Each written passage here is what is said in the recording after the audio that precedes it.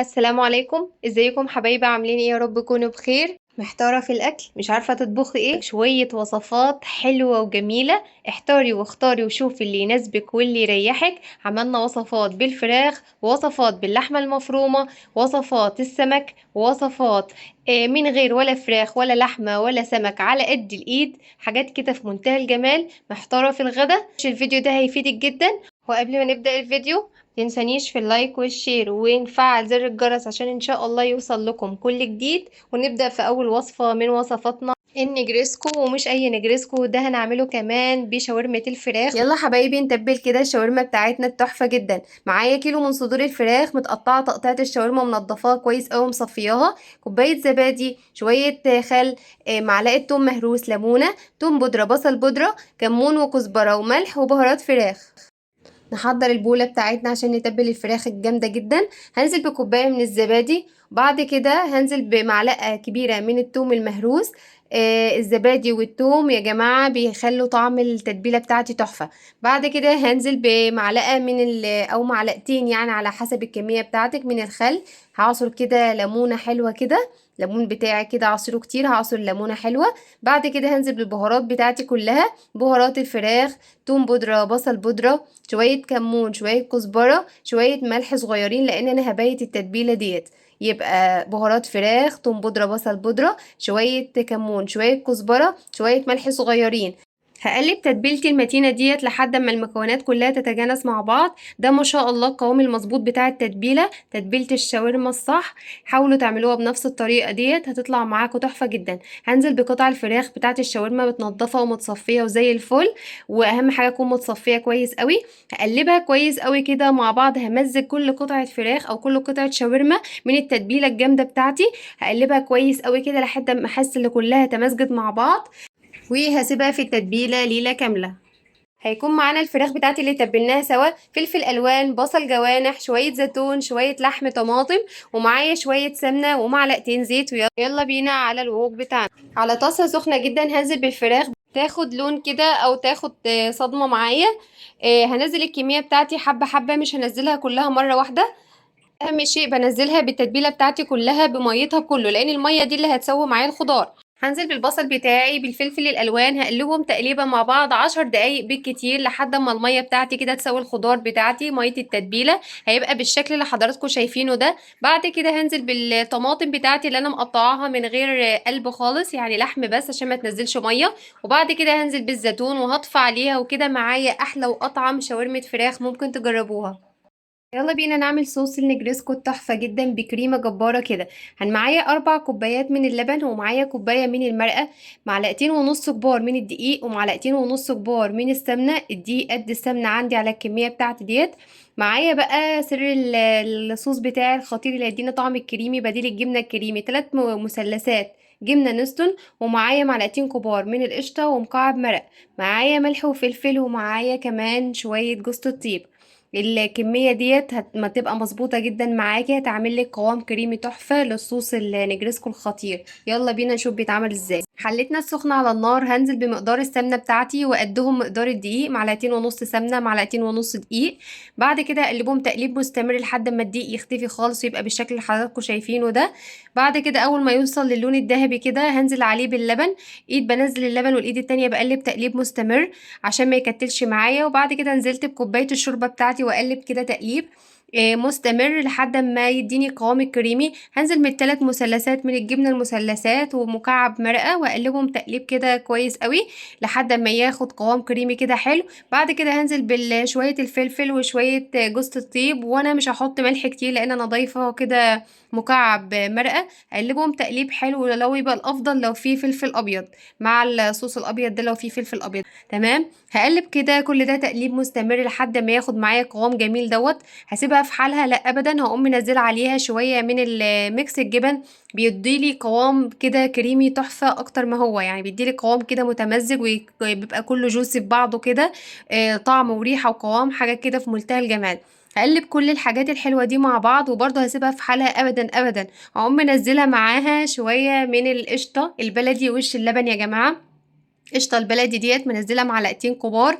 انا ليه نزلت القشطه مع الجبنه المثلثات ديت؟ بديل الجبنه الكريمي. مش عندك جبنه كريمي اعملي الخطوات دي، هيطلع معاكي صوص نجرسكو في منتهى الجمال. الصوص بيبقى قوامه كده يا جماعه. ده الفرق بين صوص النجرسكو وصوص المكرونه البشاميل. بيبقى كده قوامه كريمي كده، وفي نفس الوقت ناعم، وفي نفس الوقت إيه جوسي كده في بعضه. والحلة بتاعتنا فيها مية سخنة بتغلي كده، هنزل عليها بشوية ملح صغيرين وشوية زيت، وهنزل بالمكرونة بتاعتي عشان اسلقها ويبقى كده كل الخطوات معايا جاهزة. وبعد ما جهزت كل حاجة معاكم حبايبي، تيجي بقى نركب القمر دي كلها على بعض. جهزت صوص النجرسكو، وجهزت المكرونة والحشو، ومعايا ميكس الجبن اهو، ومعايا جبنة موتزاريلا. هنزل بطبقة كده من الصوص بتاعة النجرسكو، وبعد كده هنزل عليها بشوية من المكرونة. انا عايزة تحت يكون الصوص بتاعي برضو، هنزل فوق المكرونة بشوية كده صغيرين من الصوص بتاعي الجميل كده، عشان يبقى المكرونة تبقى غرقانة في الصوص. بعد كده هنزل بالحشوة المتينة بتاعتي، شاورمة الفراخ اللي عملناها مع بعض، هنزل بيها كده اسويها في القالب بتاعنا. تمام. بعد كده هنزل عليها بشوية من الجبن. دي جبنة شيدر على رومي فوق الحشوة بتاعتي، وبرضو هنزل عليها بشوية من الصوص كده. امشوا بالخطوات دي خطوة خطوة، هتلاقوا معاكم طالعة صينية تحفة جدا. بعد ما سوينا كده الصوص بتاعي على الحشوة، هنزل برضو بشوية مكرونة تانيين، واحاول اسويهم كده على قد ما اقدر. هسويهم كده كويس قوي، وبرضو هنزل عليهم بشوية صوص من صوص النجريسكو بتاعنا الخطير، طعم الكريم التحفة، ويبقى كلها كده جوسي في بعض وجميلة وتحفة. هتوصى بقى بشوية الصوص بتاعنا عشان ده يبقى في وش الصينية، وهقوم مقلباهم كده كويس بعض، او مسوياهم كده. بعد كده هنزل بالجبن بتاعتي. انا معايا جبنة موتزاريلا وشيدر، ومعايا جبنة رومي. هنزل بكل ميكس الجبن دي مع بعض. حطيت الشيدر مع الرومي الاول، وبعد كده نزلت عليهم بشوية من الجبنة الموتزاريلا. وده ما شاء الله شكل الصينية بتاعتي. هدخلها الفرن على درجة حرارة 200 لمدة نص ساعة لحد ما تاخد وش. الله ما شاء الله. البايركس بتاعنا عامل ازاي؟ البايركس بتاعنا يتكلم عن نفسه. بصوا الطراوة بتاعته طري ازاي، بفعل الصوص النجرسكو الصح الكريمي. البايركس الجميل بتاعنا ده عشان نكمل الجريمة سوا.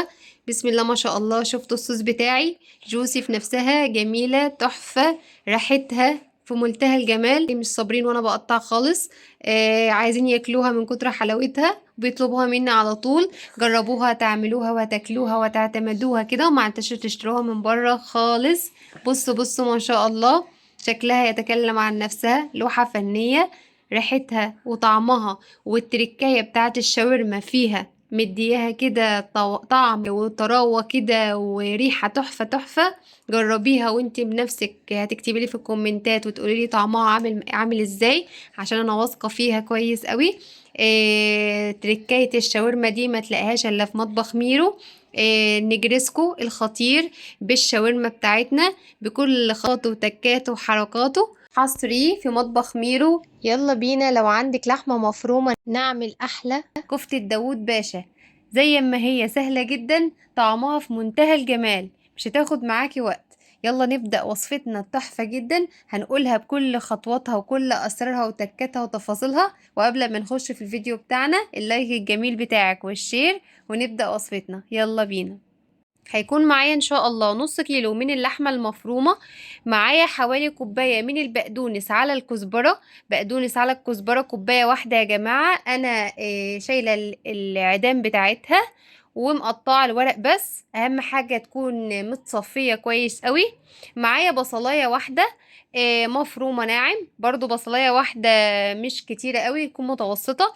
معايا معلقتين كبار من البقسماط الناعم. هيبقى معايا التوابل بتاعتي اساس فيها الجنزبيل والقرفة. تمام.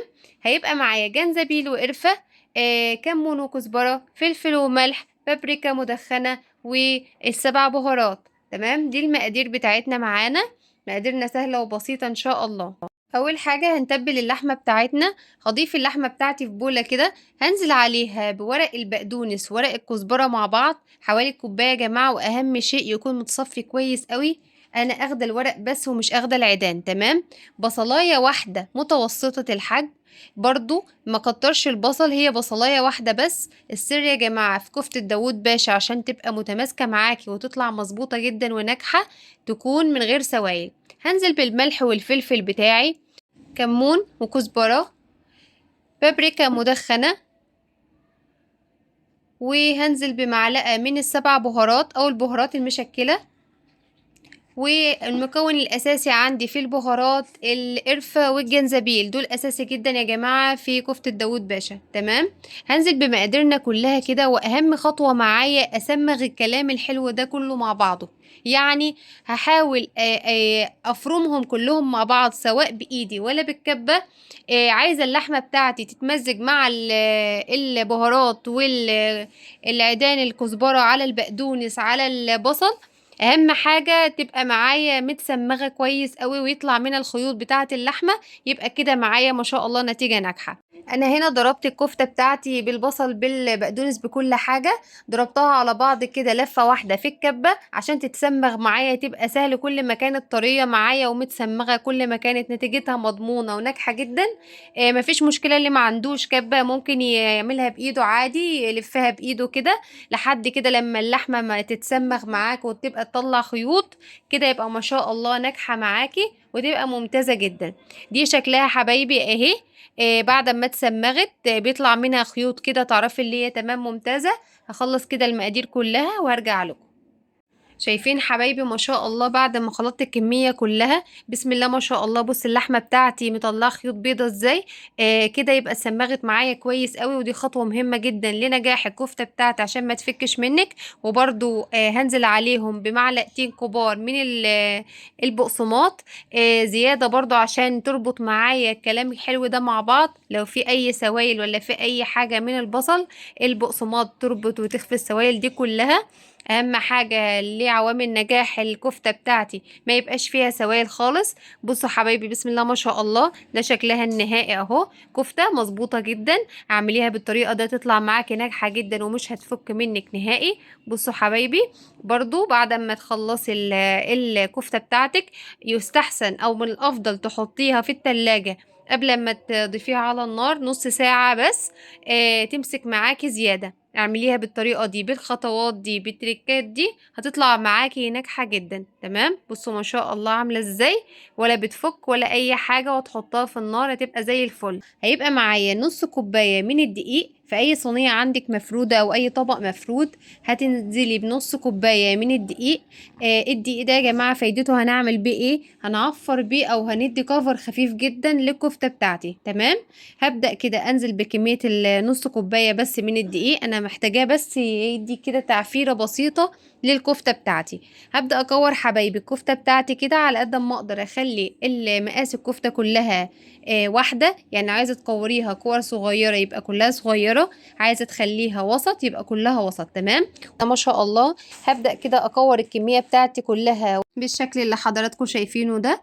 هخلص الكمية بتاعتي كلها، وبعد كده هدحرجهم كده كلهم دي لحد ما كلها تتعفر او كلها تتغلف، كل واحدة كفتة تتغلف في الدقيق بتاعي. فايدة الدقيق ده ايه يا جماعة؟ بيدي قوام حلو للصوص بتاعي. تمام. هبدأ كده اخلص الكمية بتاعتي واعفرها كلها تتغلف بالدقيق زي ما حضراتكم شايفين كده. تيجي بقى نعمل صوص مميز كده يليق بكفتة داوود باشا بتاعتنا. هيكون معايا لتر من عصير الطماطم او كيلو طماطم معصورة ومتصفية، ربع كوباية من صلصة الطماطم.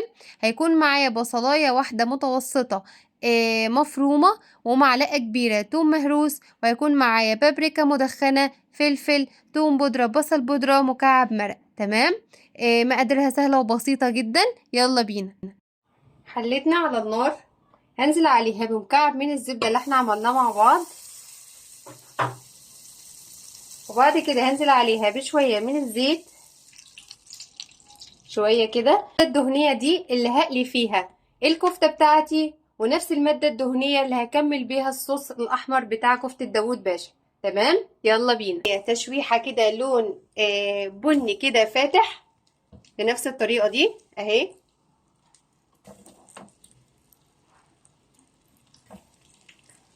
ونفس المادة الدهنية دي بريحة الكفتة بكل حاجة هنزل عليها بالصوص بتاعي، نعمله مع بعض في نفس المادة الدهنية. ياخد كده خلاصة طعم الكفتة بتاعتي كلها في بعضها كده، يبقى معاكي صوص ما شاء الله تحفة متمزج من طعم الكفتة كل حاجة. نفس الطريقة دي هشوحها حبة حبة كده واشيلهم، اقلبها بالطريقة دي ما شاء الله معموله صح، ولا فكت ولا اي حاجه. بصوا ما شاء الله، ولا فكت، معموله بطريقه صح. دي كده عوامل نجاح كفته داوود باشا معاكي. بدل ما فيهاش اي سوائل، مش هتفك معاكي خالص.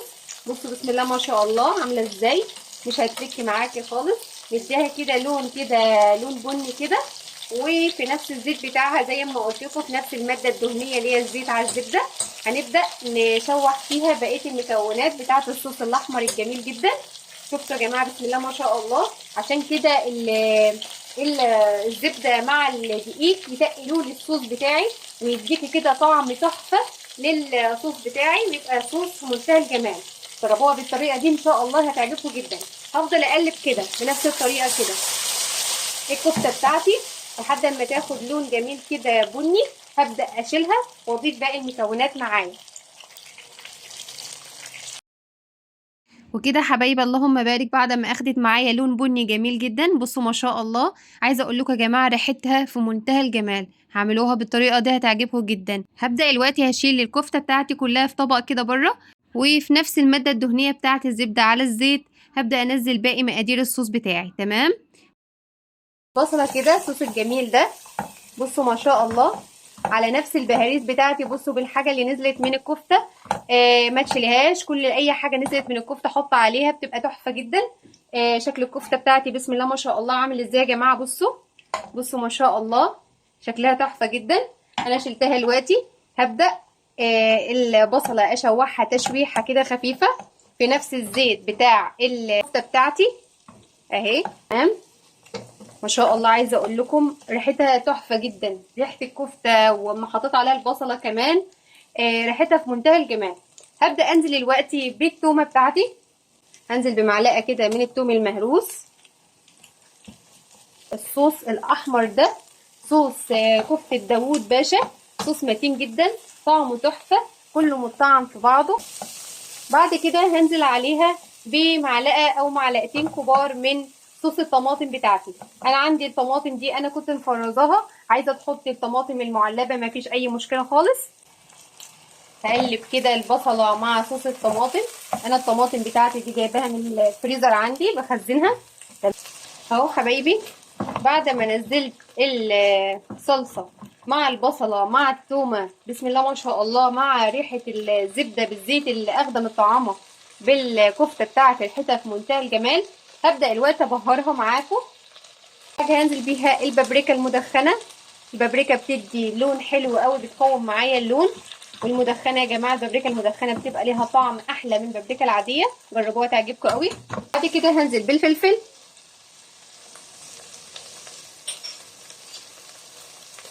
توم بودره، بصل بودره، يبقى معايا مكعب مرق. انا ما ضفتش ملح لان انا محدقه الكفته بتاعتي، ومكعب المرق هيظبط معايا الصلصه. كده الكلام الحلو ده مع بعض. اخر حاجه هنزل بالعصير الطماطم بتاعي متصفي كويس قوي، هنزل بيه بسم الله.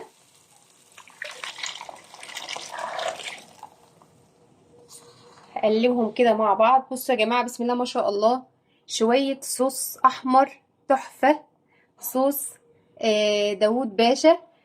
اعملوه بالطريقه ده هيعجبكم قوي. بسم الله ما شاء الله يا جماعه، ريحه الصلصه اصلا لوحدها وطعمها خرافه. بصوا حبايبي، اول ما الصلصه بتاعتي غلت بالطريقه دي غلوتين بالعدد، هبدا انزل عليها بالكفته بتاعتي، لان انا عايزه الكفته دي اللي في الكفته يتقل الصوص بتاعي كده، وفي نفس الوقت الكفته بتاعتي تستوى بالطريقه دي. بصوا اهي ما شاء الله يا جماعه. بصوا ما شاء الله الواحده بوحدتها ازاي ما فكتش معايا زي الفل جدا. دلوقتي هسيبها تغلي براحتها قوي على نار هاديه كده، عشان الدقيق اللي في الكفته اللي احنا بدرنا بيه الكفته دي تتقل معايا الصوص الاحمر بتاعي، والصوص بتاعي يطعم بطعم الكفته، وكمان الكفته معايا تستوى. بصوا ما شاء الله يا جماعه، بصوا بسم الله ما شاء الله، ولا فكت ولا اي حاجه، زي الفل، معموله بطريقه صح. اعمليها بالطريقه دي تبقى معاكي تحفه جدا. هبدأ الوقت اسلق شوية مكرونة عشان اقدمهم جنبها. عايزة تقدميها جنب رز بالشعرية مفيش مشكلة خالص. كفتة داوود باشا بتتقدم جنب مكرونة جنب رز بالشعرية، اللي يناسبك اعمليه. دلوقتي هسيبها تغلي كده شوية عشان تتقل معايا ويديلي صوص تقيل كده وحلو. ما شاء الله يا جماعة، ده شكل الاطباق بتاعتي. بصوا بسم الله ما شاء الله. عملنا كفتة داوود باشا بصوص كده تحفة، منها فيها كده طعمها في منتهى الجمال.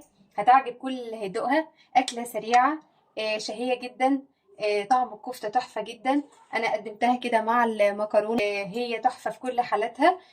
سهلة وبسيطة. تعملوا لي اشتراك لحبايبي اللي لسه ما عملوش اشتراك. وصفتنا الجاية يا حبايبي ما عندناش ولا لحمة ولا فراخ، عندنا لفة جلاش وشوية جبن. وصفة سهلة وسريعة جدا، أنا بسميها أكلة المستعجلين. فطيرة الجلاش وش البيتزا. النهاردة إن شاء الله هنعرف وصفة سهلة وخفيفة. هنعمل فطيرة الجلاش بطريقة جميلة جدا. فطيرة شرقي وش البيتزا، ولا عجين بقى ولا تخمير ولا فرد. كمان على سر من أسرارها يخلي الفطيرة بتاعتنا مورقة كده، زي الفطير اللي بيجيبه من بره من الفطاطري. مش هنصدق أبدا اللي هيعملها وهيدوقها، مش هيصدق اللي دي من لف الجلاش. يلا بينا أقولكوا على أسرارها وتطلع معانا تحفة بجد. يلا بينا. هيكون معانا ان شاء الله المكون الاساسي وهي لفة الجلاش او نص كيلو من الجلاش. الحشوة يا جماعة دي اختياري على حسب الموجود عندك. كان عندي حاجات باقية في التلاجة عملت بيها. ما تقفيش على حاجة. هيكون معانا بالنسبة للحشوة مشكل جبن، ده شيدر على رومي. ده صدر فرخة كان عندي، حطيت عليه شوية بابريكا مدخنة وشوية فلفل، شوية زيتون، بيضتين وهقولك تستخدموهم في ايه، شوية بسطرمة على شوية بيف. معايا مشكل فلفل اخضر والوان. وبالنسبة لخلطة التوريق المهمة عندنا هتبقى اللي هتخلي الفطير بتاعنا زي الفطير الفطاطري بالظبط. هيبقى معايا نص كوباية من السمنة أو الزبدة، ربع كوباية من اللبن، كوب من الزبادي بتاعة اللبان أو الزبادي الشركات عادي الموجود عندك اعملي بيه، معلقة صغيرة من البيكنج باودر. نقول تاني خلطة التوريق: نص كوباية من الزبدة أو السمنة، ربع كوباية من اللبن، كوب من الزبادي، معلقة صغيرة من البيكنج باودر. اول حاجة هنبدأ بيها هنعمل خلطة التوريق بتاعتنا، وهي عبارة عن نص كوباية من السمنة او الزبدة المتوفر عندك، بس بلاش زيت لان الزيت بينشف العجينة بتاعتنا او الجلاش بتاعنا. ننزل عليهم بربع كوباية من اللبن ونقلبهم كويس مع بعض كده، ونقوم نازلين معاهم بالكوباية من الزبادي. زي ما قلت لكم يا جماعة، الزبادي البلدي او زبادي الشركات المتواجد عندك اعمليه اهو. انا عايزه اقول لكم يا جماعه ان الزبديه بتطري الفطيره بتاعتنا او فطيره الجلاش بتاعتنا، بتخليها زي فطير الفطاطري بالظبط. وما تصدقوش اللي هي معموله من الجلاش من غير بقى عجين ولا اي حاجه. خلطه التوريق ديت هتعتمديها في الفطير الحلو والفطير الحادق، تحفه جدا معاكي. خلطه التوريق دي مهمه جدا. تمام. هقلب المكونات بتاعتي كده كلها مع بعض، السمنه مع اللبن مع الزبديه بتاعتي، لحد ما تتجانس كده وتبقى قوام كريمي. اول ما انزل بمعلقه صغيره من البيكنج باودر هيديلي كده زي فوم او رغاوه. ما تقلقيش، انا دي الموضوع دوت عشان يعمل عمليه التوريق للفطيره بتاعتي. هنزل بقى بمعلقه هقلب كده الخليط بتاعي، هيديني قوام كريمي كده وهينفش شويه من البيكنج باودر. ما تقلقوش، هو ده القوام المناسب للتوريق. كده يا حبايبي ما جهزت خلطة التوريق بتاعتي، تيجي بقى نضيف الحشوة بتاعتنا الجميلة. اول حاجة هضيف مشكل الجبن بتاعي، هضيف كده شوية وهسيب حبة كده لوش الفطيرة بتاعتنا او وش البيتزا. هنزل بقى بالخضار بتاعي، فلفل الوان وفلفل اخضر. وبعد كده هنزل بشوية، كان عندي صدر فرخة زي ما قلتلكوا، حطيت عليه شوية بابريكا مدخنة هنزل بيه. الحشوة يا جماعة اختياري مش اجباري، على حسب المتواجد عندك تعمليه. وبعد كده عندي شوية زيتون هنزل بيهم، وبرضه هسيب شوية لوش الفطيرة بتاعتنا. تمام. في الاخر خالص هنزل بالبسطرمة والبيف بتاعي، هنزل بيهم كده. تمام زي الفل. ايه بقى اللي هيربط الحشوة بتاعتنا الجميلة ديت؟ فاكرين البطين اللي انا قلت لكم عليهم؟ هناخد منهم بيضة واحدة بس هنربط بيها الحشوة بتاعتنا. البيضة دي هنضيف عليها شوية من الفلفل الاسمر ونقلبها كويس قوي، ونحط البيضة على الحشوة بتاعتنا. دي أداة الربط. ويا جماعة الناس اللي ما بتحبش البيض دي صدقوني مش هتبان في الفطيرة بتاعتنا، هي بس هتربط المكونات بتاعتنا على بعض. هنضيفها كده على المكونات بتاعتنا ونقلبها تقليب كويس قوي اهو. هنقعد نقلب فيها لحد ما تتجانس كلها كده وتربط كلها الحشوة بتاعتنا الجميلة دي. زي ما قلت لكم يا جماعة الحشوة اختياري مش اجباري. عندك شوية لحمة في التلاجة ممكن تعمليهم مع الخضار، عندك شوية فراخ، عندك شوية سوسيس، شوية سجق، اي حاجة لحمة مفرومة تبقى جميلة جدا. اي حشوة عندك يا جماعة المتاحة اعمليه. انا زي ما قلت لكم دي بواقي التلاجة عندي وما كنتش عارفة اتغدى ايه، فدي اسرع حاجة لفطورة المستعجلين، بس طلعت تحفة جدا جدا جدا. جربوها بجد هتعجبكم. كده تمام، الحشوة بتاعتنا جاهزة. يلا بينا بقى نشوف هنعمل ايه تاني. هيبقى معانا بقى لفة الجلاش بتاعتي، هفردها كده. ده يا جماعة الجلاش اللي هو السايب طازة كده وكويس. انتي برضو ما لو عندك جلاش الشركات عادي ممكن تعمليه. انا معايا صينية مقاس 30 دهنتها من السمنة مش من خليط التوريق دوت. ليه ما دهنتهاش من خليط التوريق؟ لان لو دهنتها الجلاش بتاعي هيلزق في الصينية من تحت. فالافضل اللي انتي تدهني سمنة بس من تحت. خليط التوريق ده للجلاش نفسه. الوقت اهو يا جماعه ما شاء الله، بصوا خليط التوريق عمل معايا ازاي، عمل فوم كده. وبقى كريمي جدا وده المطلوب. وهبدأ حبايبي ارص الجلاش بتاعي. الجلاش انا عرصت حوالي رق او رقين كده من الجلاش، وما بين كل رق والتاني هحط من خليط التوريق بتاعي. وفي نفس الوقت هطلع طرف الجلاش بتاعي بره الصينيه. عشان اقفل عليه على الحشوه ان شاء الله ما تخرجش بره. الفطير الشرقي احنا عارفين بيتعمل بالعجين. فالجلاش لما نحط عليه طريقة التوريق دي او خلطة التوريق دي هتحوله لعجين كده باذن الله، ويبقى طعمه ما تفرقوش عن بتاع الفطاطري. هي نص الجلاش في الصينيه، والنص الورق الجلاش التاني بره الصينيه خالص. وكل طبقه والتانيه بدهن عليها من خليط التوريق بتاعي. مهم جدا يا جماعه ما كل طبقه تحطيها بتدهني كده من خليط التوريق بتاعك. تمام. اهو غرقت اهو خليط التوريق. بعد كده هنزل براق تاني كده في النص، هطبقها كده وهنزل براق في النص. في نص الصينية. بعد ما طلعت الطروف بره في 4 ورقات، اول 4 ورقات دي بقى هتنيها عادي خالص واحطها في نص الصينية كده. عادي. اهم حاجة تكون ان انت خرجتي ال4 ورقات بره، بعد كده بترصي عادي خالص. هبدأ بقى اضيف خليط التوريق بتاعي كده في الورق بتاعي كله اللي انا بطريها او بحولها لعجينة. تمام. هبدأ ان شاء الله اضيف بقية الورق تباعا كده، ورقة ورقة كده، وهقول لكم هنعمل ايه. التوريق بتاعنا ما تنسوش يا جماعة كل ورقة تضيفوها ضيفوا خليط التوريق بتاعنا. بعدها هنرص كده الورق بتاعنا بنفس الطريقة ديت كده في النص. بعد كده هنبدأ نحط الحشوة بتاعتنا. الحشوة الجميلة بتاعتنا اهيت. هنضيفها كده وهنسيب جزء كده عشان نحطه في وش الفطيرة بتاعتنا، لان احنا عاملينها فطيرة وش بيتزا. كده خلاص ضفت الحشوة الجميلة بتاعتنا. بصوا يا جماعة شكلها ما شاء الله جميلة ازاي. رصوها رص حلو كده. البيضة اللي احنا حطيناها مش باينة فيها خالص، هي بس عاملة أداة ربط للحشوة بتاعتنا متبقاش مفرفقة كده في بعض. كده تمام، رصيت اهوت الحشوة. هبدأ شايفين الطروف اللي انا كنت سايباها بره، هبدأ ادخلها لجوه كده من بره لجوه على الفطيرة بتاعتنا عشان الحشوة بتاعتي ما تخرجش بره. وكل راق بضيفه زي ما قلتلكوا اضيف عليه من خلطة التوريق بتاعتي. اهو هتني الطروف من بره لجوه ومن بينهم خليط التوريق بتاعي، والم كده الصينيه بتاعتي. تمام ما شاء الله كله دخل في بعضه.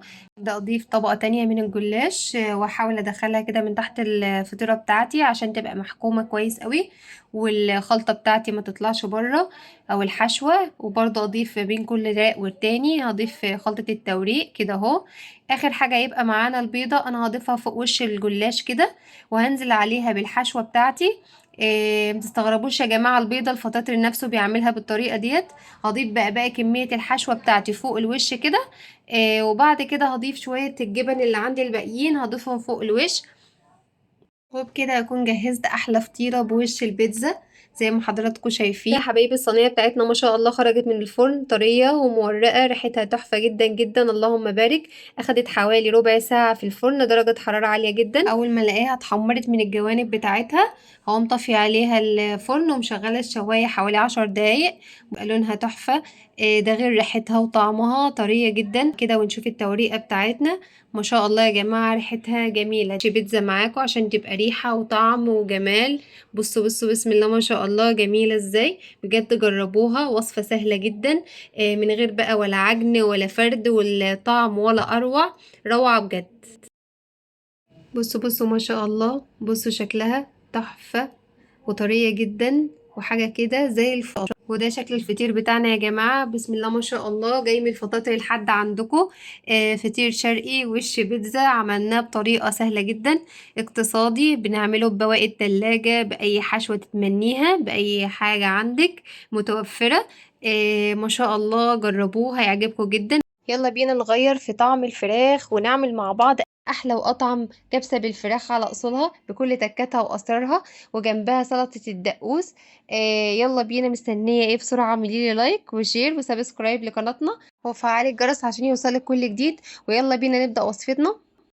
اول حاجه معايا الفرخه، انا مقطعه فرختي على 10 قطع، انت ممكن تقطعي على 8 على حسب وزن الفرخه بتاعتك. بصله، هقول لكم البصله دي هعمل بيها ايه. بصله متقطعه ناعم، وفيها بابريكا، فيها كاري، فيها كل ده معلقه صغيره، معلقه صغيره كاري، معلقه صغيره بابريكا، معلقه صغيره كركم، وشويه فلفل وشويه ملح. هقول لكم البصله دي هنعمل بيها ايه.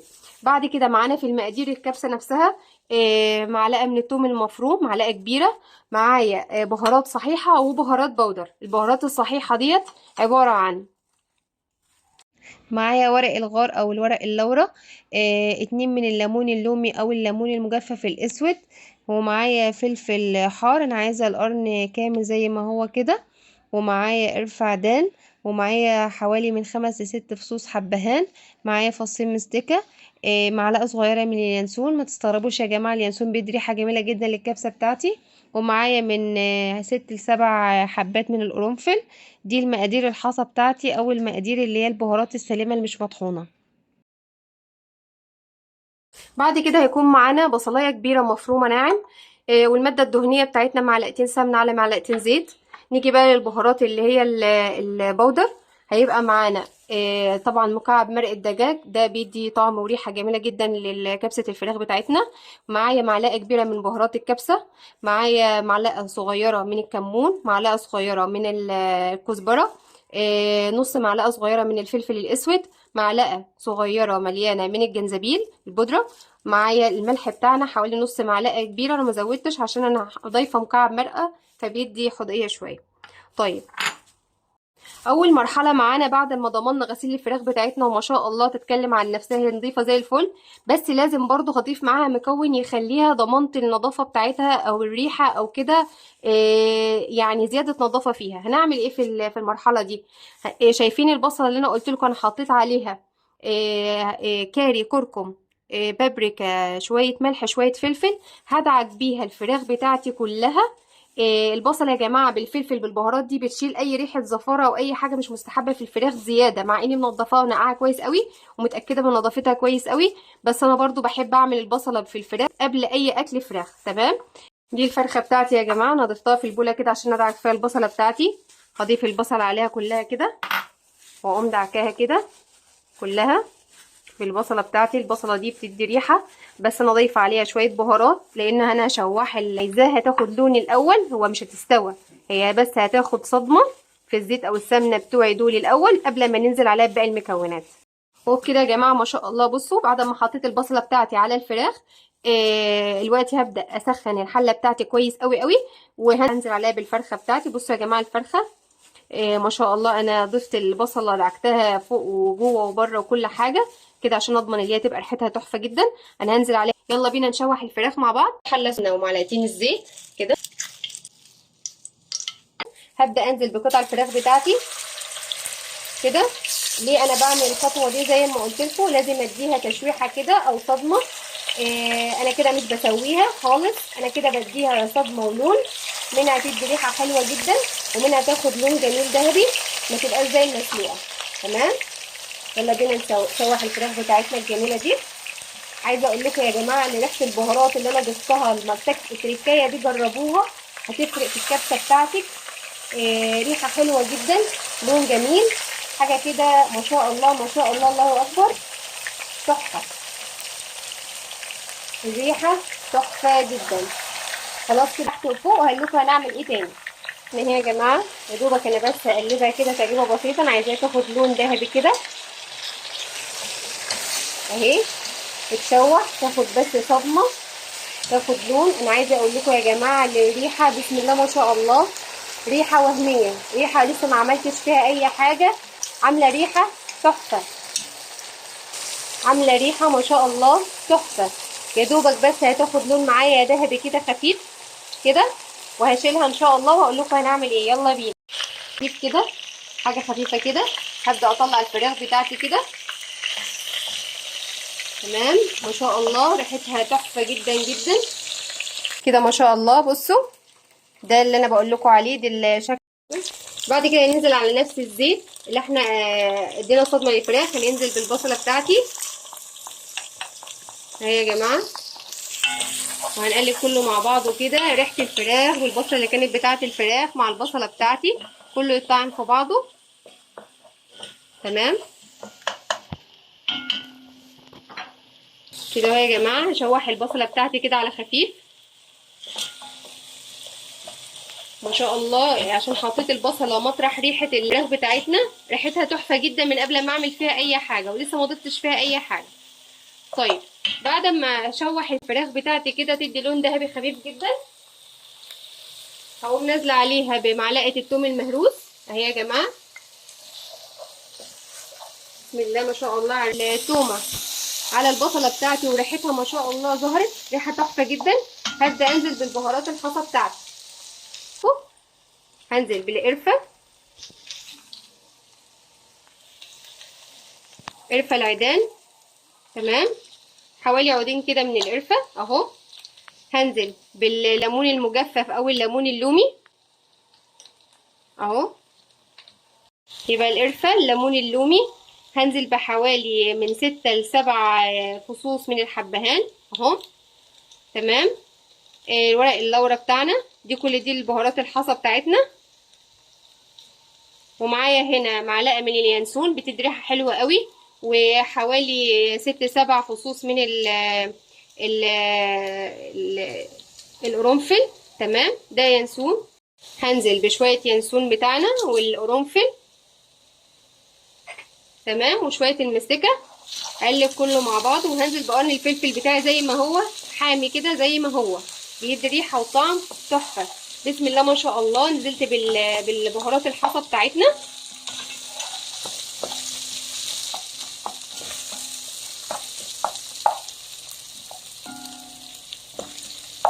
الريحه يا جماعه ريحه تحفه، طالعه ريحه وهميه تحفه اهو. البهارات بتاعتنا الحصى. بعد ما نزلنا البهارات الحصى بتاعتنا اجي ادور بقى البهارات المطحونه. هنزل الاول بمكعب المرقه بتاعي كده. تمام وهنزل بالبهارات المطحونه بتاعتي كلها. بسم الله ما شاء الله. في المرحله دي بقى هبدا انزل بالفراخ بتاعتي. شفتوا يا جماعه ما شاء الله لونها ولا ريحتها؟ بسم الله ما شاء الله. حاجه كده هتاكلي احلى كبسه ممكن تعمليها بالطريقه دي. كده تقليبه خفيفه كده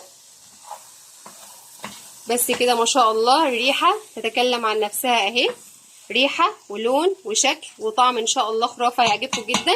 هننزل بقى في المرحله دي بمعلقه من الصلصه. انا نسيت اقول لكم على معلقه الصلصه يا جماعه، بس ليه معلقه الصلصه هضيفها؟ تدي بس لون بسيط للرز بتاعي اهي. معلقه صلصه اهي يا جماعه. الصلصه دي انا عاملاها تدي لون بسيط للرز بتاعي وتنفرزاها. تمام بسم الله ما شاء الله اهي. بعد كده ما شاء الله ابدا الوقت اضيف رتل من الميه يا دوبك اغطي بقى الفراخ واسيبها تستوى ونرجع تاني كده يا جماعه. بسم الله ما شاء الله على الريحه يا جماعه، ريحتها طالعه جميله. يا دوبك بس كده تغطيها حاجه بسيطه كده. في المرحله دي هسيب الفراخ بتاعتي تستوى. انا كده ما سويتهاش خالص، انا اديتها بصدمه في اول الفيديو عشان خاطر تدي ريحه وطعم ولون جميل جدا في الاخر للكبسه بتاعتي. هسيب الفراخ بتاعتي تستوى ونرجع تاني. يلا بينا نحضر سلطة الدقوس معانا او الصوص الجانبي اللي بيتقدم جنب كبسة الفراخ بتاعتنا. هيبقى معانا ان شاء الله 6 من فصوص الثوم الصحيح، حوالي 5 حبات من الطماطم، فلفل حار وفلفل حامي، فلفل حار سوري وفلفل بارد، معلقة كبيرة من الصلصة، شوية كزبرة، بهارات معانا نص معلقة صغيرة من الكزبرة الناشفة، نص معلقة صغيرة من الكمون، معلقة صغيرة من الملح، ومعانا حوالي 2 من الليمون، والكبة بتاعتي. هبدأ انزل دلوقتي بالبهارات بتاعتنا او الخضار بتاعنا قصدي. هنزل بكل الخضار بتاعنا ده. جربوا يا جماعة الصلصة دي او الصوص ده جنب الكبسه بتاعتكم، هتديكوا اضافه جميله قوي جنب الكبسه. تمام اهو. هننزل الخضار بتاعنا كله، الكبه بتاعتنا، وهنزل بشويه من الكزبره. الكزبره دي لونها كده لان انا بفرزها، مش هنزل بيها كلها.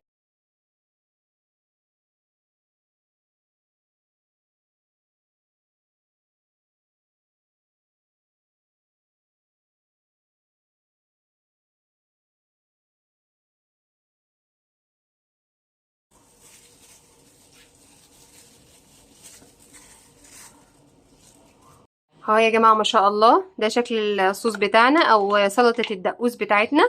هبدا دلوقتي افضيها في البوله بتاعتنا اهي. بسم الله ما شاء الله. عايزه اقول لكم الصوص ده بيدي اضافه جميله جدا جنب كبسه الدجاج بتاعتنا. جربوه بالطريقه ده هيعجبكم. في المرحله دي هنزل عليها بحوالي معلقتين من الخل، حاجات بسيطه كده، ونقلبهم مع بعض اهو.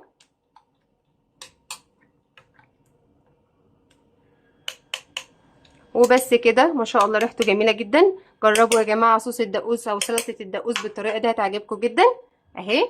احلى سلطه دقوس ممكن تعملوها كده يا جماعه ما شاء الله. الفراخ بتاعتنا اهي دخلت في السوا خلاص، اخدت حوالي 3/4 سوا. دلوقتي هبدا انزل الرز بتاعي. بصوا ما شاء الله، بصوا استوت اهي، تحفه تحفه جدا ما شاء الله، استوت اهي خلاص. هبدا بقى انزل في المرحله دي الرز بتاعي.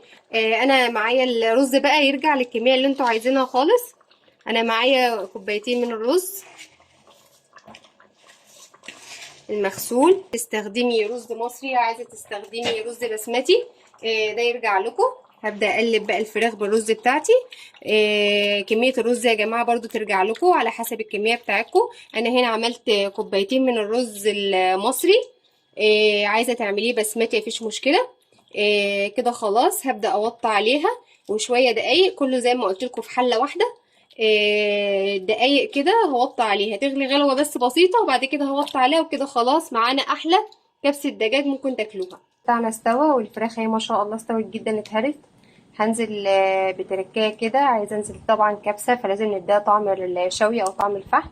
هنزل عليها بقشر البصله كده، قشر البصله الطريه بتاعتي كده بشويش وبس كده ما شاء الله. اللهم بارك. نديها طعم الشوي او ريحه الشوي. نغطي عليها. تمام، نغطي عليها كده. خلصنا الطبق بتاعنا الجميل، كبسة الفراخ على اصولها بكل تكاتها. عملناها بطريقة جميلة وسهلة. بصوا يا جماعة، وعملنا جنبها سلطة الدقوس او الصلصة اللي بتتقدم معاها. بصوا يا جماعة، الاتنين مع بعض طعم جميل جدا. جربوها. بصوا تحفة تحفة بجد، طعمها وهمية. جربوها يا جماعة. وبصوا ما شاء الله الفراخ بتاعتنا مستوية ومهرية خالص ازاي. طريقة سهلة وجميلة كلها، يعني يعتبر أكلة اللي مستعجلين. الطريقة كلها في حلة واحدة، ما خدتش معانا وقت. طعم فوق الروعة، طعمه جميل جدا. ريحة تحفة، شكل تحفة. جربوها ان شاء الله هتعجبكم. زي ما عملنا وصفات بالفراخ وباللحمة، يلا بينا نعمل وصفة المكاريل في الفرن بطريقة حلوة قوي وسهلة جدا.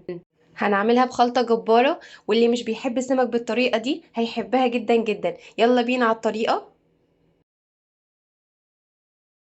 يلا بينا ننضف السمك المكاريل بتاعتنا. هقول لكم دلوقتي على مكونات تضاف في السمكه تشيل اي زفاره فيها. ده شكل سمكه المكاريل يا جماعه للناس اللي ما تعرفهاش. هنشيل الزوايد بتاعتها من الجناب، وهنشيل اي حاجه فيها، والراس انا شلتها عشان برضو فيها نسبه زفاره مش مستحبه. واي حاجه بنيه من الجناب، اي حاجه مش مستحبه يا جماعه نضيفهم، هيخلي السمكه زي الفل. شويه دقيق عليهم حوالي ليمونه، وهنفرك الدقيق مع الليمون بايدينا بره وجوه كده. الليمون والدقيق بيضيع نسبة الزفارة خالص. والمكون التالت معانا هنضيف شوية ملح. جربوا يا جماعة طريقة التنظيف دي في أي نوع سمك. بيشيل أي زفارة، أي ريحة مش مستحبة، أي حاجة في السمكة. دلوقتي هننزل عليهم بشوية مية، وهننقعهم إن شاء الله من ربع ساعة. أهم حاجة ما تزيدش عن نص ساعة. هنبدأ في مقادير الخلطة الجبارة بتاعتنا. هيبقى معانا بصل متقطع، فلفل سواء عريض ولا حامي، جزر، طماطم، معايا راس توم متقشرة، معايا ليمون كمية اللي انت عايزاها، السمك بيحب الليمون. معايا خضرة، عبارة عن كرفس، كزبرة، بقدونس، معايا بهارات، ملح، بابريكا، كزبرة، كمون، ومعايا زيت، ومعايا خل. تمام. دي مقادير الخلطة بتاعتنا. اول حاجة هنبدأ نضيف الخضار ده كله في طبق واحد. هننزل بالخضار بتاعنا. طبعا الجزر ده انا كنت مفرزاه، لو عندك جزر فريش عادي موجود عندك يعني.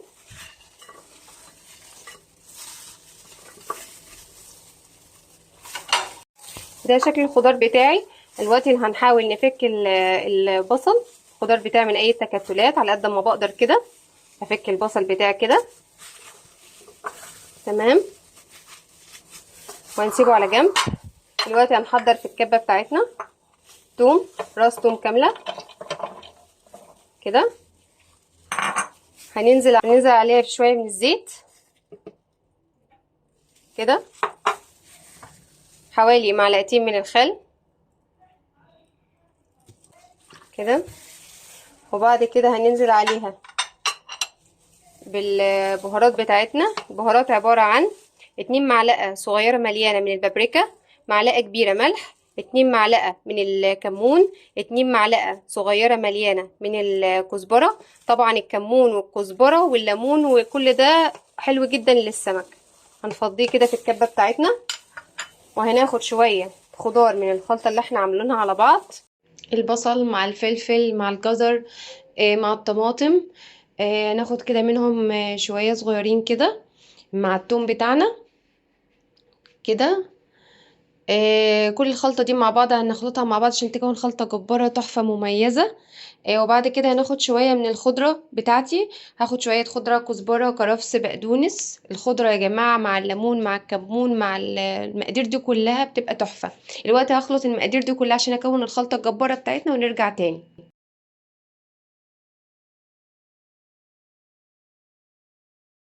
وده شكل التتبيلة بعد ما خلصناها اهو. هنعمل ايه بقى؟ هناخد شوية من التتبيلة دي على الخضار عشان نتبل الخضار بتاعنا، والباقي هنسيبه هنتبل بيه السمك. تمام. هنقلب ده كله في بعضه. نقلب، نحاول نخلي الخلطة كلها داخلة كلها في بعض كده. ريحتها يا جماعة عايزة اقول لكم والله ريحتها قلب الدنيا من قبل ما اعمل اي حاجة. ريحة الخلطة دي جربوها، اللي مش هيحب السمك ده هيحبه بالطريقة دي جدا. تمام. خلاص كده انا تبلت الخلطة بتاعتي اهي. باقي الكمية دي هنعمل فيها ايه؟ هنعصر عليها كمية من الليمون. طبعا السمك بيحب الليمون، كمية الليمون دي ترجعلك، بس انا بحب احط الليمون كتير بصراحة في السمك. القشر ده يا جماعة مش هنرميه عشان هحطه في صينية السمك اهو. هقلب بقى التتبيلة الخطيرة ديت عشان اتبل بيها السمك بتاعي. هقلبها كويس كده واسيبها على جنب اتبل بيها السمك. دلوقتي معانا القارب بتاعنا اهو اللي هنحط فيه السمك. هنضيف الخلطة الجميلة ديت تحت في القارب بتاعي كله. نزلها كلها كده. تمام. ما شاء الله يا جماعة ريحة الخلطة من غير ما اعمل اي حاجة ريحتها تحفة جدا. هنسيب الخلطة ديت كده تحت السمك بتاعنا. دلوقتي يا جماعة بعد ما فردت الخلطة الجبارة بتاعتنا في القارب بتاعنا او الصينية بتاعتنا. تمام. هنيجي بقى للسمك هنعمل له شقوق عشان التتبيلة بتاعتنا الحلوة دي اللي احنا هنعملها تخش جواها كلها. تمام. شقوق كده غويطة كده من فوق ومن تحت. السمكة بتاعتنا ما شاء الله مغسولة نظيفة واثقة فيها كويس قوي زي الفل. مفيهاش ولا ريحة زفرة ولا اي حاجة من الخلطة اللي احنا عملناها. جربوا السمك اي طريقة سمك بالدقيق والليمون والملح هيشيل اي زفارة، بس بلاش خل. السمك ده يا جماعة فوائده كبيرة جدا. بيتميز اللي هو فيه اوميجا 3 عالية جدا. تمام. فوائده عالية وناس كتيرة ما تعرفوش. بيخافوا يجيبوه بسبب الزفارة بتاعته بتبقى زيادة شوية عن اي سمك. جربوه بالطريقة دي هتعجبكم جدا. اهو يا جماعة بعد ما السمك عملت فيه شوق بتاعتي عشان ادخل التتبيلة. هبدأ ادخل التتبيلة في كل حتة فيها جوه وبره كده وبطنها اهي. التتبيلة بتاعتنا الجميلة مليانة ليمون اهي يا جماعة بصبعكم كده تحاولوا تدخلوا كل التتبيلة في السمكة بتاعتي كلها. تمام. وهرصها كده في القارب بتاعنا. هناخد غيرها بنفس الطريقه. عامله الشقوق دي ليه؟ لان السمكه دي بتتميز اللي هي لحمها تخين شويه، ما شاء الله بيبقى لحمها كبير، فلازم التتبيله دي تتوغل فيها. نعمل عكسها كده، تمام، وتسيبي ما بين السمكه والسمكه فراغات شويه كده. اهو السمك بتاعي اهو جميل. ريحه الخلطه يا جماعه والله مش قادره اقول لكم، من وانا شغاله فيها ريحتها تحفه، من غير ما لسه ما حطيتها على النار ولا غيره. ريحتها يا جماعه ما شاء الله، جربوها بالطريقه دي هتعجبكم. هتزودوا كده الخلطه جوه قلب السمكه كده اهو يا جماعه بالطريقه دي. ما شاء الله ما شاء الله، اللهم بارك. السمك ده مغذي جدا، مغذي جدا جدا، فيه فيتامينات عاليه جدا. جربوه هيعجبكم جدا، والناس اللي بتخاف تعمله جربوه بالطريقه دي هيبقى تحفه. هنسيب فراغات ما بين السمكه والسمكه كده. فاكرين الليمون يا جماعه؟ اللي انا قلت لكم هناخد القشر بتاعه نضيفه كده ما بين السمك والسمك كده، بيدي ريحه برضو في الخلطه. قشر الليمون اهو يا جماعه بالطريقه دي اهي كده، هنحطه ما بين الفراغات بتاعه السمك. وده شكل صينيه السمك بتاعتنا. بصوا يا جماعه بسم الله ما شاء الله، الصينيه تتكلم عن نفسها. خلطه ممتازه، طعم السمكه. اللي مش هيحب السمك جربوه بالطريقه دي هيعجبكم جدا. دلوقتي انا ضفت شويه خضره فوق الوش. هنضيف بقى حوالي معلقتين من الزيت. انا ضايفه كده كده معلقتين زيت في الخلطه بتاعتي، بس معلقتين الزيت دول عشان يديها اللون الجميل والتحميره الجميله لوش السمكه. وهندخلها الفرن على درجه حراره 180 لمده 35 دقيقه. هنبص عليها كده، لو تمام دخلت في السوا من تحت هنشغل عليها الشوايه من فوق عشان تتحمر وتدي اللون الجميل. بصوا يا جماعة، ده شكل السمك بعد ما اخد حوالي 35 دقيقة في الفرن. طلعت من الفرن الله اكبر بجد، ريحة تحفة ونظافة وطعم وخلطة قلب الدنيا كلها. جربوا السمك بالطريقة دي هتعجبكم جدا، وان شاء الله لو جربتوها مش هتعملوا الا بالطريقة ديت. بصوا حبايبي ما شاء الله، القارب بتاعنا بخلطة مميزة جدا جدا. هيتقدم جنب شوية رز ابيض، شوية رز صيادين متاح عندك اعمليه. ما شاء الله ما شاء الله، الخلطة نفسها حاجة كده طعمها تحفة والريحة قلب الدنيا. بصوا الخلطة الوحيدة مغمسة نفسها، مش محتاجة حاجة جنبها، يا دوبك شوية السمك بالخلطة وجنبهم حبة الرز، ومش محتاجين حاجة جنبهم. عايزة برضه افتح لكم السمكة من جوه عشان تشوفوا شكلها. جربوا يا جماعة السمك الماكريل بالطريقة دي هتعجبكم جدا، واللي مش بيحب السمك بالطريقة دي هيحبه. بصوا يا جماعة بسم الله ما شاء الله، سمكة بيضة فلة فلة معمولة بطريقة جميلة. مفيش فيها اي نسبة زفارة، كأنك كده بتاكلي لحمة او فراخ. ما شاء الله السمكة دي فيتاميناتها عالية جدا زي ما قلت لكم، وريحة وطعم وجمال. جربوها هتعجبكم جدا، مش هتعملوا غير بالطريقة دي ان شاء الله. يا ريت اللي عجبه الوصفة يدعمني بلايك او شير واشتراك بالقناة. ونبدأ بوصفة تانية حلوة قوي، بعد الكبدة بالفيجيتار بطريقة كده تحفة وجميلة. يلا ما تنسوش اللايك والشير، ونبدأ وصفتنا بكل تكاتها وأثرها. يلا بينا. هيكون معايا ان شاء الله نص كيلو من الكبدة الشرايح، وهيكون معايا ليمونة بس مش هستعمل خل خالص. ودي بقى معايا بصلاية على طماطماية، عملتهم كده في الكبة، ضربتهم في الكبة مع بعض. المية بتاعتهم دي اللي هستخدمها معايا في التتبيلة، يبقى مية بصل على طماطم. طب ما عنديش كبة، ابشرهم كده بالمبشرة بتاعتي كده، والمية اللي بتطلع من البصل والطماطم هما دول اللي انا هستخدمهم في التتبيلة بتاعتي. ومعايا معلقة كبيرة من الثوم، ومعايا ملح فلفل كمون وكزبرة بابريكا وشطة. نقول تاني المقادير: نص كيلو من الكبدة الشرايح، معايا ليمونة، معايا مية بصل على طماطم. الشرايح بتاعت الكبدة بتاعتي يا جماعة بتبقى سمكها كده بالظبط، تقريبا 1 أو 2 ملي كده، متبقاش تخينة قوي. تمام.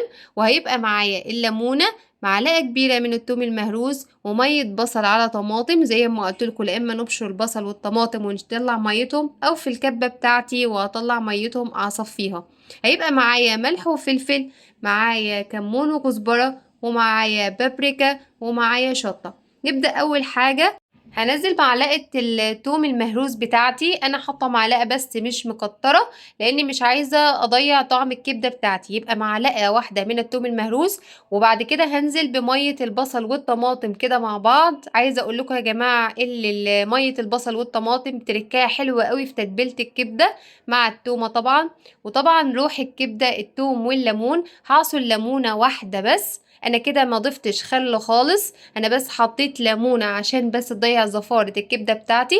يبقى هعصر ليمونه واحده بس كده بالطريقه دي. وبعد كده هقلب الخلطه بتاعتي المتينه الجميله ديت على بعض. وبعد كده هضيف شويه من الملح، شويه كده صغيرين ملح، شويه فلفل، شويه كمون على كزبره. تمام. طبعا كبدة بتحب الكمون جدا، فانا زودت شوية في الكمون، شوية من البابريكا وشوية من الشطة اهو بالطريقة دي. بعد كده هقلب كل المقادير دي مع بعض، هقلبهم كويس اوي الخلطة الجميلة دي. عايزة اقول لكم يا جماعة ريحة الخلطة نفسها، التتبيلة ديت، مية البصل على الطماطم على الثوم، ريحتها تحفة جدا. اهم حاجة اسيبها في التتبيلة، اسيب الكبدة بتاعتي في التتبيلة لمدة من نص ساعة لساعة، ما زودهاش عن كده. انا عايزه اسيبها في التتبيله كده حبه بس مزودهاش عن كده. هبدا انزل الكبده الشرايح بتاعتي انا مقطعاها. عايزه تسيبيها كامله كده كبيره براحتك، عايزه تسيبيها وسط زي ما انا عاملاها كده، الحجم بتاعها هيرجع لك مفيش اي مشكله. هبدا انزل شرايح الكبده بتاعتي كده في التتبيله المعتبره دي. هنزل كل الكميه بتاعتي وهقلبها تقليب كويس قوي. عايزه اوغل الكبده بتاعتي في التتبيله كلها واقلبها كده تقليبه حلوه، عشان كل الكبده بتاعتي تاخد من ريحه التتبيله ومن طعم التتبيله ديت. ميه البصل والطماطم هقول لكم تاني تركايه حلوه جدا جدا جدا، هتفرق معاكي في طعم الكبده بالفيجيتار بتاعتنا، او اي كبده انت متبلاها بتفرق جدا في الطعم. هحط كده الليمونه دي كده مفيش مشكله، بتضيع ريحه الزفاره خالص. كده ما شاء الله انا ضامنه واثقه كويس قوي بالتتبيله دي اللي هي ما شاء الله تطلع معاكي زي الفل. ان شاء الله هتجربوها وهتقولولي في كومنتات طلعت معاكم تحفه ولا لا، وتشكروني عليها وتدعولي بإذن الله. هنبدأ دلوقتي نعمل من الكفر الفيجيتار الخارجي حوالي بتاعها. كوباية كبيرة عليهم معلقة واحدة من الدقيق. الدقيق ده فايدته ايه يا جماعة؟ بيمسك الكفر بتاعي ما يخلوهوش يفصل عن الكبدة. تمام، مهم قوي. هبدأ ابهر بقى الحاجات الحلوة دي مع بعض، شوية بابريكا، شوية كزبرة، وشوية من الكمون. هبهر كده الفيجيتار بتاعي مع معلقة الدقيق. وبعد كده هقلب كله مع بعض، هقلبه تقليبة حلوة كده. يبقى انا كده معايا الكفر الخارجي جاهز كمان معايا. هقلب كده كله مع بعض كويس قوي قوي عشان امزج البهارات كلها من بعض. بعد كده هقول لكم هنتبل الكبدة ازاي في الحاجات الجميلة ديت، او هعمل الكفر الخارجي ازاي ليها بطريقة ما تخليهاش تفك مني خالص زي ما حبايبنا كانوا بيشتكوا ال- الكبدة الكفر بتاعها بيفك وبيقع في الزيت. لا، انا هقولك على طريقة من غير ولا بانيه ولا بيض ولا لبن ولا غيره، بالطريقة دي وان شاء الله بإذن الله وانت هتشوفي مش هتفك منك نهائي. هبدأ الوقت كده بالشوكة، هاخد قطعة قطعة من الكبدة بتاعتي وهنزلها على التتبيلة الحلوة دي او على الكفر الجميل دوت المتبل. تمام، أكبس عليها هنزله واضغط بالطريقة دي عليها كده كويس بإيد، قوي بنزلها بإيدي التانية كده. اهم حاجة الضغطة ديت اللي هتخليلي الطبقة كلها تمسك في الكبدة بتاعتي، ما تفرولش مني او تفصل منها. تمام. هبدأ اضغط كويس قوي بالايد التانية كده وتبقى معايا ما شاء الله متماسكة. اهم حاجة بس ازود كل فترة، ازود كده من الفيجيتار بتاعي من الخلطة اللي انا عملتها معاكم. وبعد كده هضغط عليها ضغطة حلوة كده وهوريكم شكلها عاملة ازاي بعد. بصوا ده شكلها حبايبي ما شاء الله. مسكت فيها الطبقة، بدلك ضغطيها او ضغطت عليها جامد هتمسك فيها على طول. اعمليها بالطريقة ديت مش تبقى سهلة وبسيطة معاكي. اهم حاجة كده زودي الفيجيتار او خلطة اللي احنا عملناها فيجيتار بالدقيق. نبدأ نزود فيها كده على قد ما نقدر على الكبدة نفسها. وبعد كده نضغط عليه المنظر ده. اهم حاجة زي ما قلت لكم تتكي عليها بايديكي كده او تضغطي جامد كده بكل قوتك. وبعد كده تبقى معاكي بالمنظر ده ما شاء الله، وان شاء الله مش هتفك منك نهائي. لو دي اللي هتخلي الكفر ما يفصلش من الكبدة بتاعتي. هضغط عليها كده كويس قوي يا جماعة. بسم الله ما شاء الله، ده شكلها ما شاء الله مش هتفك مني. هضيف طبق الكبدة دوت في الفريزر قط 10 دقايق. انا عايزة بس يمسك فيها زيادة، لان هبدأ انزلها في زيت سخن غزير. ويلا بينا نشوف هنعمل ايه. في زيت غزير سخن جدا يا جماعة. اهم قطع الكبدة بتاعتي انا حطيتها في الفريزر حوالي 10 دقايق لحد ما سقعت معايا والطبقة اللي بره مسكت فيها تماما. هبدأ انزلها في زيت غزير سخن كده مرة واحدة، وبعد كده بالطريقة دي بعد كده مش هقلبها خالص لمدة كده من دقيقتين ل3 دقايق كده، لما احس ان هي اخدت لون ذهبي حلو من الجنب مش هقلبها. اول ما الاقيها اخدت اللون الجميل الذهبي من الجنب كده، بعد كده هبدأ اقلبها على الجنب التاني وهدي النار حاجة بسيطة جدا. وبعد كده ما شاء الله بتاخد معايا اللون على طول. مناديل مطبخ ما شاء الله، انا عايزه اقول لكم يا جماعه بامانه ريحتها في منتهى الجمال، ريحتها تحفه جدا جدا. والطبقه زي ما حضراتكم شايفين ماسكه فيها هي ناشفه كريسبي من بره ومن جوه طريه ومستويه وزي الفل. لونها ذهبي وجميل، ريحتها في منتهى الجمال. جربوها تعجبكم جدا ان شاء الله. شكلها النهائي حاجة كده شهية تفتح النفس، ريحتها تحفة.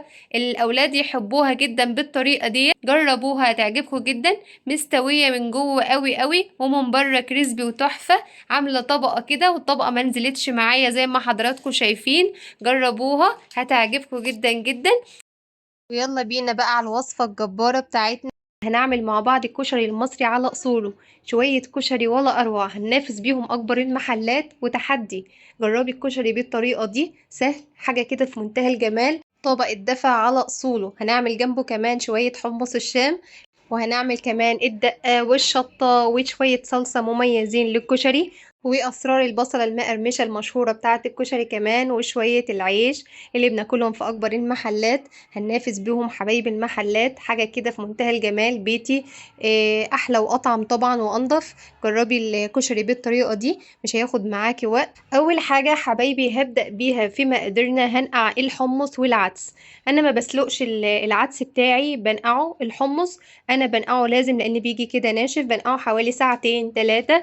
يعني ممكن تنقعيه من الصبح كده وتشتغلي فيه عادي. والعدس حبايبي بنقعه لان العدس مش بسلقه خالص. تمام. يبقى الحمص والعدس اول حاجة هبدأ بيها انقعهم من ساعتين ل3 ساعات على حسب الوقت بتاعك. مكرونة شعرية، كوباية مكرونة الكشري الصغيرة، وكوباية مكرونة اسباجيتي او نص كيس اسباجيتي، وبرضه هيبقى معايا كوباية من الرز المصري.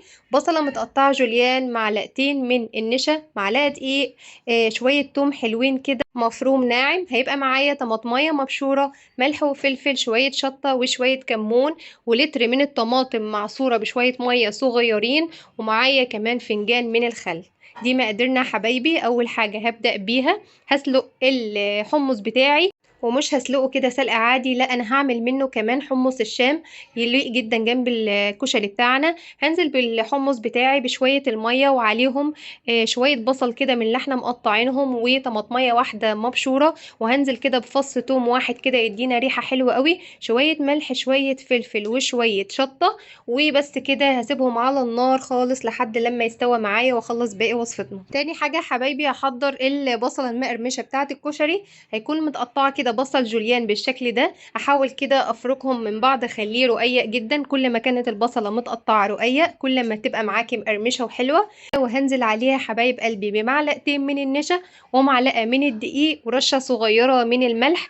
ايوه، نشا ودقيق وملح دول سر من اسرار البصلة المقرمشة اللي بناكلها في المحلات بره.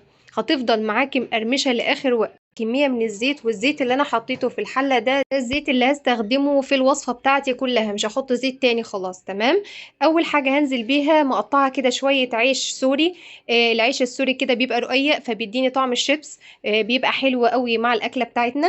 هنزل بيه كده احمره واخليه لونه ذهبي كده، ما بياخدش معايا وقت، دقيقتين بيتحمر معايا كده بيبقى لونه ذهبي وحلو بالشكل ده حبايبي.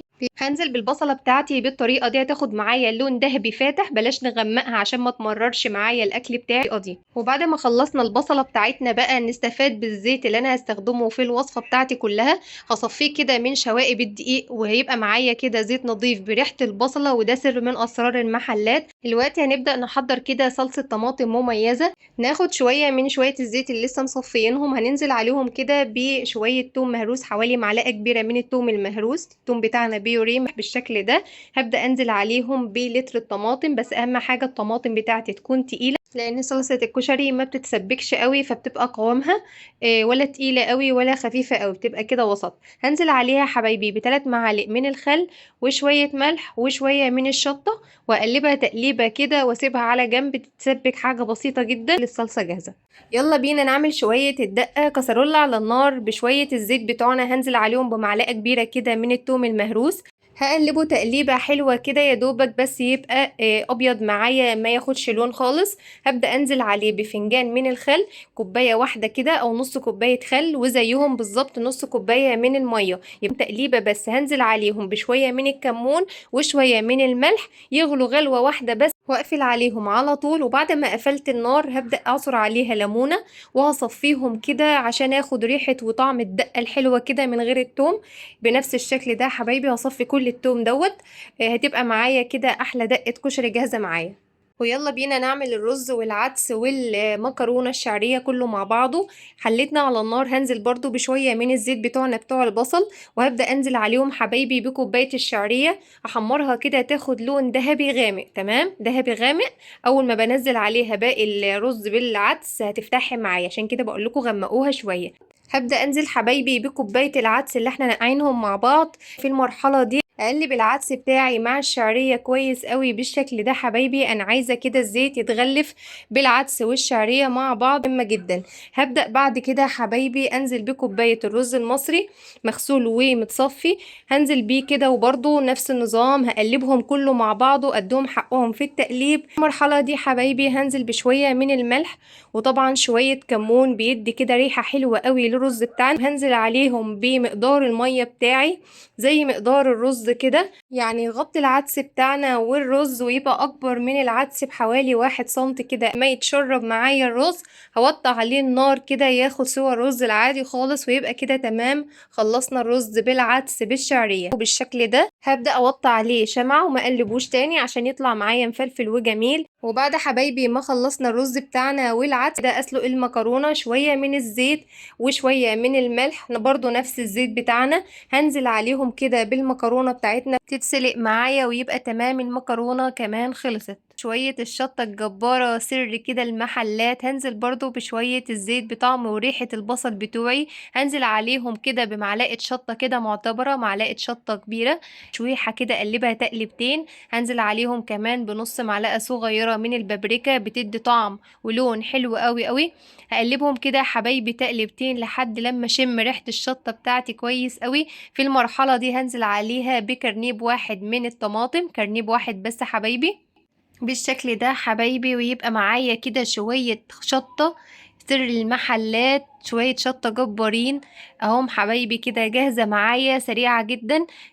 دي كده تتشوح على النار بيبقى طعمها قوي جدا. هبدأ الوقت كده اغرف معاكم طبق الكشري بتاعنا. نزلت بالمكرونة بتاعتي بصوا ما شاء الله مفرولة، والرز كمان مفرول وحاجة كده اخر طعامة. نزلت على المكرونة بالرز على الشعرية على العدس، نزلت كده بيهم وشوية حمص كده صفناهم.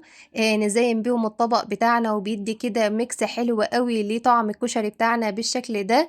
وبرده كده منساش شوية العيش كده لزوم دلع الطبق بتاعنا كده بنفس الشكل ده حبايبي. زي ما قلتلكوا تركيب الطبق براحتكوا خالص، ده تبع الذوق وتبع الرغبة. اهم حاجة كده ميكس الحاجات دي كلها مع بعض يديلك طعم كشري مصري اصلي، طعمه حلو جدا يا جماعة، احلى من المحلات 1000 مرة. وضفت كمان شوية من البصلة المقرمشة بتاعتنا كده، وكمان نزلت كده بالصلصة المميزة بتاعتنا بالشكل ده حبايبي. صلصة الكشري زي ما قلتلكوا قوامها جميل ازاي، ولا تقيلة قوي ولا خفيفة قوي. وطبعا الحمص بتاعنا انا عملت كمان حمص الشام، طعمه مميز جدا جنب الطبق بتاعنا، حاجة كده في منتهى الطعامة. ده حبايبي كده طبقنا النهاردة. اتمنى كده يكون طبقنا عجبكم، كشري المصري على اصوله بكل تكاته وتفاصيله. ما خدش معانا وقت، كل حاجة كده مع بعضها كده. هنزل عليهم كمان بشوية الشطة اللي عملناهم مع بعض، حبة شطة جبارين. وكمان هقدم جنب الطبق الجميل بتاعنا ده شوية كده حمص الشام لزوم الدفى مع الطبق. بصوا بسم الله ما شاء الله، شوية كشري آخر طعامة. وبكده حبايبي الفيديو بتاعنا خلص. اتمنى اكون افدتكم بمجموعة وصفات تناسب ان شاء الله الجميع. عملنا مع بعض السمك المكريل، وعملت كمان الكبدة بالفيجيتار، وعملت الفراخ بطريقة الكبسة حلوة قوي، والنجريسكو بشاورمة الفراخ، وعملت كمان كفتة داوود باشا والكشري الخطير. احتاري واختاري اللي يناسبك. اتمنى يكون الفيديو نال اعجابكم. ما تنسونيش بدعوة حلوة طيبة منكم وكلمة حلوة طيبة في الكومنتات. يا ريت اللي لسه ما اشتركش في القناة يفعل زر الجرس عشان ان شاء الله يوصل لكم وصفات احلى واحلى. وما تنسونيش في اللايك والشير. دمتم في امان الله حبايبي، والسلام عليكم ورحمة الله وبركاته.